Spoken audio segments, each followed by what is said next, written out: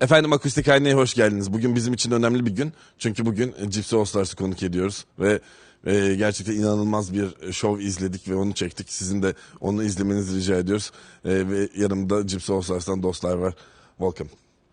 Thank you. Thank you. How are you lately? We're good. I mean, after the pandemic, we have been, having a lot of performances, and we are very excited, to be back to normal and to have performances all around the world. In Turkey, lots of musicians look up to you, and you're like legends. How do you feel about it?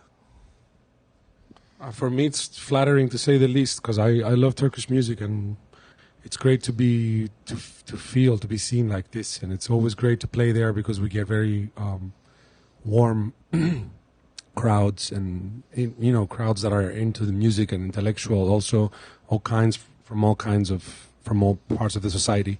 So yeah, it's great. It feels great. In last 10 years, lots of things changed in music industry, like the platforms you listen to music. Back then in early 2000s, we listened to music from CDs. Now there is Spotify, there is Apple Music, and people can move on the solos. They can hear whatever the part of the song they like. What do you think about this? Well, I think from one side it's an advantage for the musician, and from one side is a disadvantage.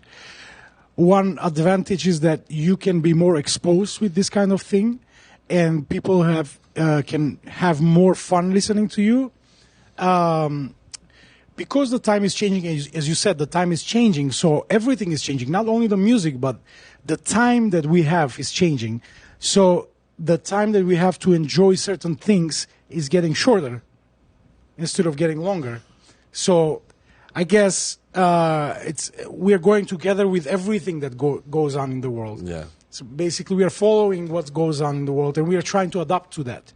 As much as we want people to buy our CDs and listen to us through MP3s, through Spotify and all that, but sometimes you cannot control that because there is all YouTube, and there is different things where you can get the music from.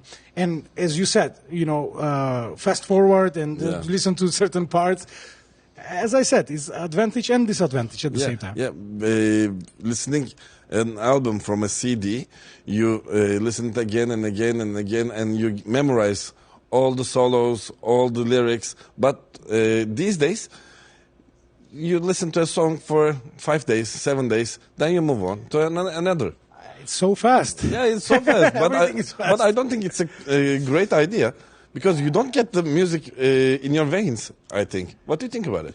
Well, I don't know if I'm doing the right thing, or sometimes I feel actually bad about it. But when I like something, I really listen to it so many times because I want to learn it. And I'm into world music too. Like, even if you don't understand the lyrics, that's melody too. So when you listen to Turkish music or Cuban music or Moroccan music, whatever, Arabic music. So, okay, I don't understand Arabic, but all this, I'm trying to sing along like I did as a kid when I was listening to the Beatles and I didn't speak any English. Yeah. So I used to mumble and say whatever. You're faithful to music because you're a musician. They call it gibberja. Yeah, it's a different kind of language. I think when you try to sing a song, you don't know the language. It's gibberish. Gibberish in English. Yeah.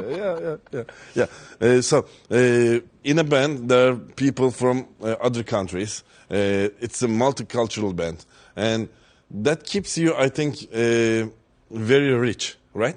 Exactly. I mean, the fact that we have the musicians, we're like brothers, let's say, because this is not a band that exists only 2 years, 5 years. We go back almost 20 years. No. And our band, the New Gypsy All-Stars, is like a family. I mean, we know everything about each other. And I think that's what keeps us moving and going forward and creating together all this time. I don't think so many bands can survive in this kind of circumstance, like where everyone comes from a different different culture, different understanding, and but I think we have been very lucky, and the fact that we live in New York and we grew up here, we all got to learn the same things at the same time. Yeah. So I think that's one of the reasons that we can still exist and coexist. Yeah, nice. What are your plans for next year? Do you have? Well, he knows better. But I know that we're going to be touring more. We have, as you're going to hear in the recordings now, like some new music that we're all composing now again after hiatus of not composing as much. And we can't wait to share the music with audiences around the world as usual. Yeah, that's so exciting.